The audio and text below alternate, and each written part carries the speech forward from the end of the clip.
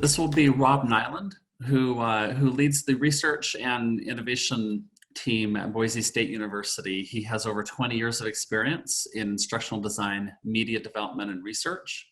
He's led projects and initiatives that focus on the adoption of open educational resources, or OER, learning analytics, and other new technologies and practices.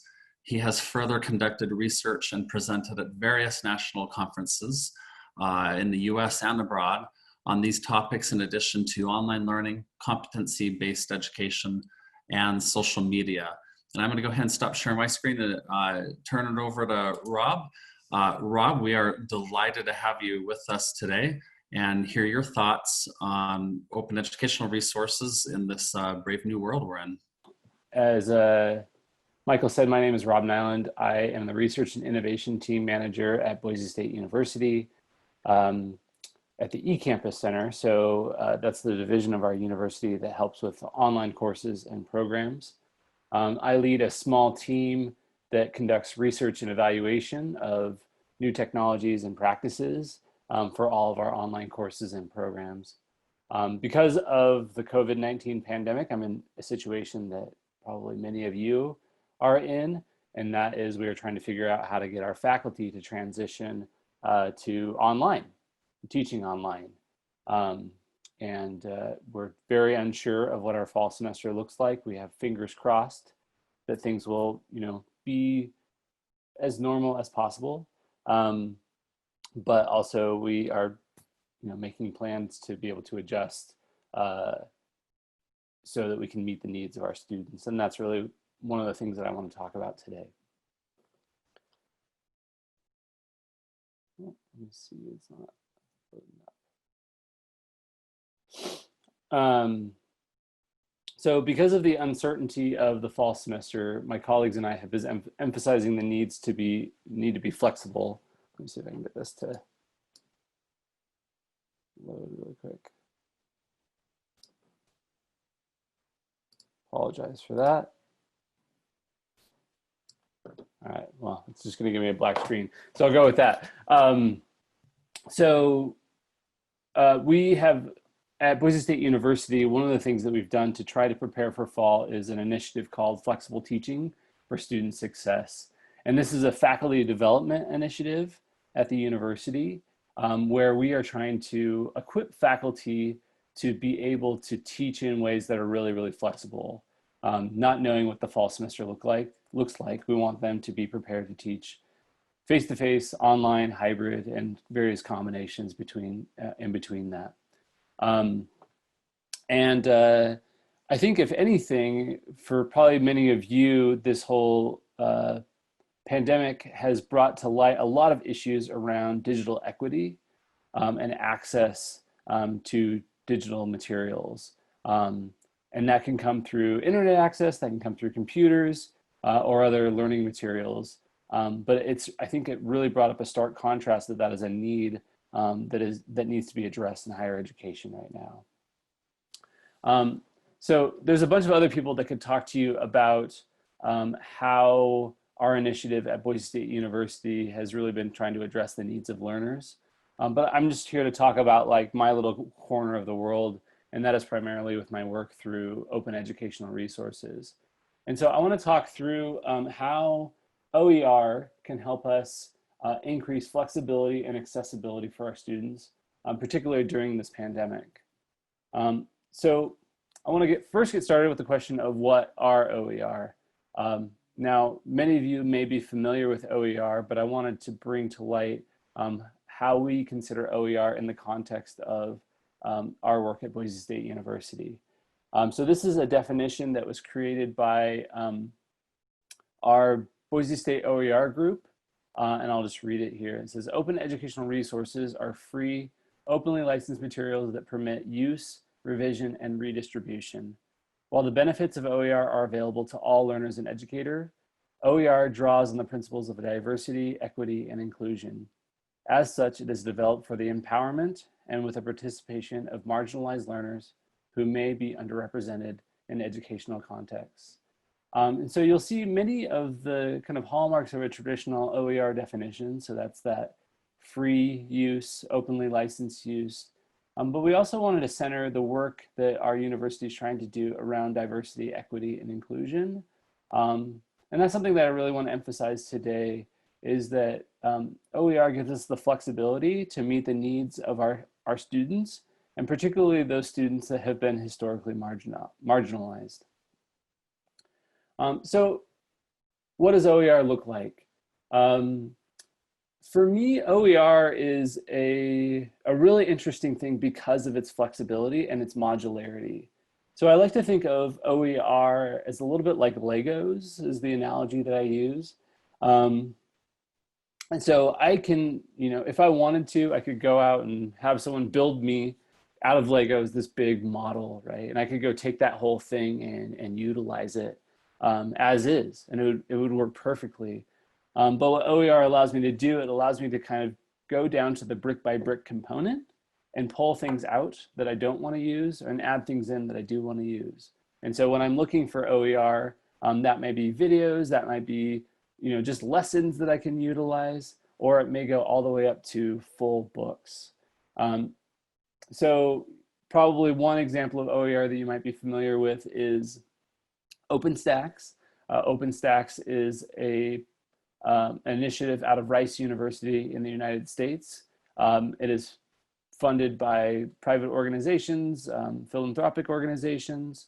But what's interesting about OER or OpenStax is that it's kind of functions as a traditional textbook publishing company.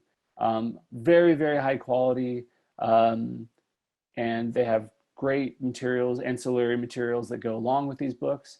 And a lot of times when faculty come to me and say, hey, I want to use OER in my class, and I find out that they're teaching kind of a traditional undergraduate course or in the STEM disciplines, I will send them over to OpenStax because I know that they're going to be well-vetted content that has a lot of the materials that they need to run their course.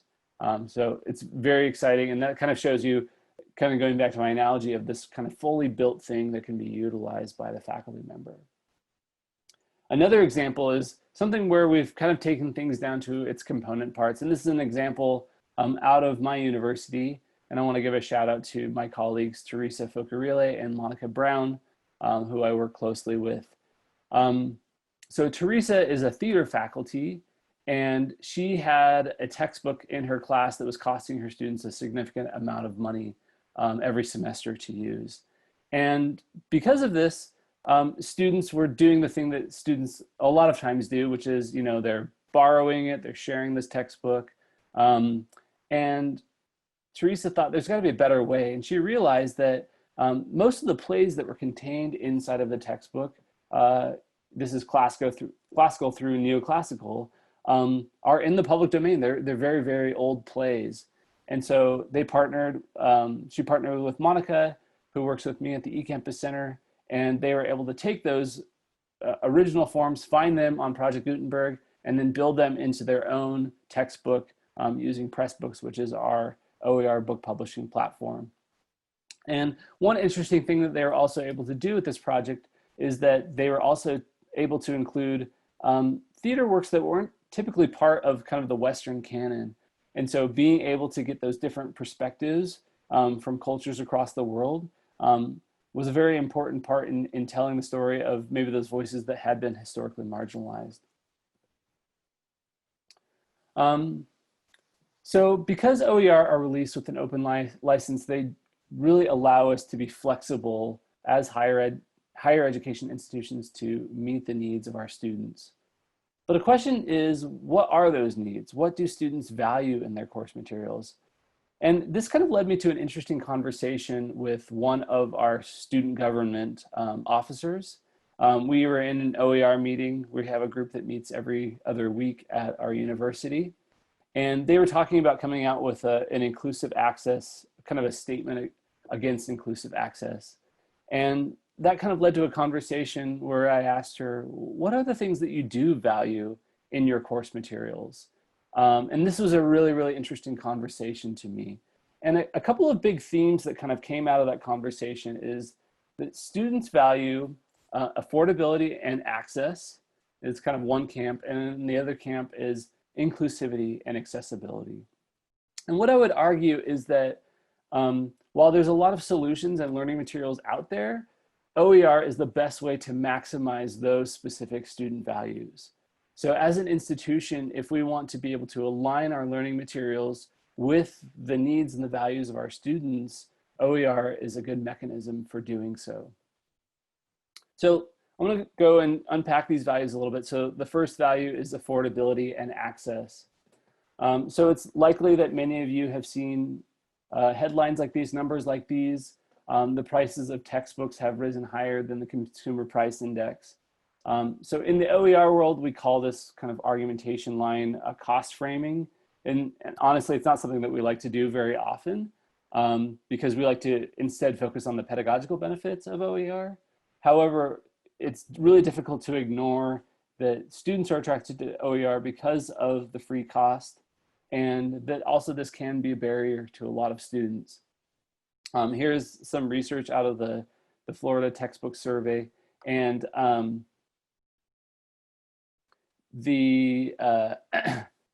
in this research, they had found that many students, let me see if I can get rid of this. Sorry. There we go. They had found that the cost of a required textbook had caused students to do various things. 20% had failed the course because of the cost of the textbook. 25% had dropped a course because of the textbook. 33% had earned a poor grade because of the cost of the textbook. And what I've kind of found informally is that students will do, in a lot of cases, whatever they can to not purchase a textbook. You know, it's something that they'll try to get their way around. They'll borrow it, they'll rent it, they'll share it. You know, we even hear about students pirating textbooks. And so, but a lot of times what happens is they eventually find that they need to use the textbook, and then they'll go and buy it and they'll come back around. But by the time they've gotten it, they're already so far behind in the course that it's really difficult for them to catch up. So definitely, you know, the cost of textbook, it can be a barrier to students in terms of them getting started in the course. So, you know, one of the arguments that we say is that OER provides day one and perpetual access. You know, there's no rental periods, there's no redemption codes. Students are able to hit their ground running with OER in their class to start learning. And then when they're finished, they don't have to worry about losing access to that content. It's theirs to take forever as they go and journey into the working world. The other value that I want to talk about is inclusivity and accessibility. The flexibility in OER allows us to address these values in ways that other learning materials can't. Now, to frame this conversation, I want to talk a little bit about a concept that was shown to me a few months ago by our student government officers. And this is called the Last Girl framework. And I think it's a really good way to frame the things that we talk about when it comes to inclusivity and accessibility. So I'll read here. The Last Girl is a concept and strategic framework that operates with historically marginalized members of our community centered at decision-making processes. The rationale is that the liberation of oppressed identities ultimately works towards true inclusion. Every action of the council must not jeopardize, out, or cause harm to the most marginalized of our communities. Now, while this framework is kind of specifically geared toward decisions in student government, I've seen how they have used that in other areas. And I think it's a way that we can move forward in thinking about the choices that we make around our digital strategy, our learning materials, that we should be able to design things in a way that it's going to meet the needs of every last person, that last girl that is in our online class, those historically marginalized members of our community. So how does OER facilitate inclusion? With traditional textbook materials, we often don't have flexibility in changing that textbook in any way. You may be able to reach out to a textbook publisher and you can pull chapters out or maybe get additional chapters in. But when it comes to that fine-grained detail of kind of pulling a chapter apart, it's very, very difficult to do. So with the affordances of OER, It gives us the flexibility to bring in representational images, authors, and examples. We often talk a lot about marginalized students in STEM disciplines, where they can go into these areas and not see people in the books that they can identify with, and so they may feel like this isn't the area for me. So I think it's really important that we align our curriculum to how we want those fields of study to look, and OER allows us to bring that inclusivity into the curriculum. OER can also help us to center historically marginalized voices in the co-creation of new forms of knowledge. We can build materials that tell their stories in ways that maybe weren't possible before. So how can OER facilitate accessibility? So I mentioned previously that I work at our eCampus Center, and one of our responsibilities is to make sure that all of our online courses are accessible to all of our students. Now, an example of how traditional materials can be a challenge is that sometimes we are given a journal article that's to be included in our online classes. However, because of the copyright of that article, we're actually not allowed to make changes to it to make it accessible. So if it's not already accessible, we have a choice. We can either break the copyright or we can leave it as is and not be accessible. So by having OER and that ability to modify those materials, that can enable us to make more accessible versions. And with that, once we create those accessible versions, we can then release those back out to the commons in a better format that's going to be able to reach more students. So now that I've talked a little bit about the values, I want to talk about some of the ways that we've built a groundwork for OER at our university. So kind of three areas. The first is building a coalition. So one thing that we did when I first started at Boise State over 3 years ago is we created a group that was kind of an informal collaborative group centered around the work in OER. And so this is faculty and staff that are representing various units from across campus. We get together on a bi-weekly basis to strategize about how we can work towards increasing the adoption of OER across our campus. In terms of resources, we hired a full-time OER coordinator at the eCampus Center.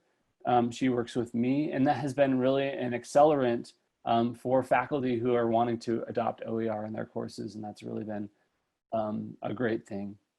We also joined the Open Textbook Network, which is a coalition of several universities that are working together to increase the adoption of open textbooks. We purchased Pressbooks as an infrastructural piece to help our faculty author open textbooks.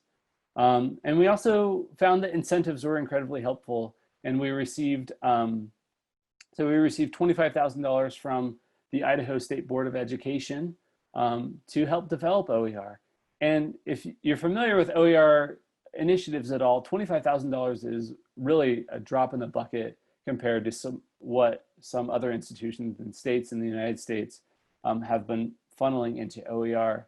But this little amount of money was a catalyst to get faculty really engaged. It gave them something to work towards, gave us the funds to fund their labor so that they could do this important work. And we've already seen great dividends. So I do want to talk a little bit about reaping the rewards because of this. As we have transitioned to remote learning, all the groundwork that we've done with OER is starting to come to fruition. So a couple of examples is we've seen the adoption of an OER text, and this OER text was developed as part of the grant process that came out of that $25,000 from the state board. And that they developed a modification of our press book. They customized it to meet their needs. And now as they are transitioning to online, they're using that as a centerpiece in their high enrollment online course that they're building for this coming fall. We've also seen sharing of OER materials that have been developed across first-year writing program. That's traditionally one of our biggest classes at the university that all first-year students need to take. And so there's been a lot of materials generated that have been shared, and those are all OER. And I think just overall, I've been just happy to see a greater organic awareness about OER. It used to be before I had to bring OER up in a lot of conversations. And now I'm interacting with faculty who are developing courses, and they're expressing an interest in using OER. And it's not something that someone, one of our OER group has talked to them about before. And so it's just really rewarding to be able to see that they are starting to see that OER is a way that we can address those access gaps that we've seen during the pandemic. So it's very, very gratifying. So overall, the key takeaways that I wanted to kind of reiterate is OER can maximize the flexibility that we have with our learning materials in several ways. OER allows us to address student values meaningfully in a way that is not otherwise possible. But that overall key investments are needed to get OER initiatives off the ground at higher ed institutions.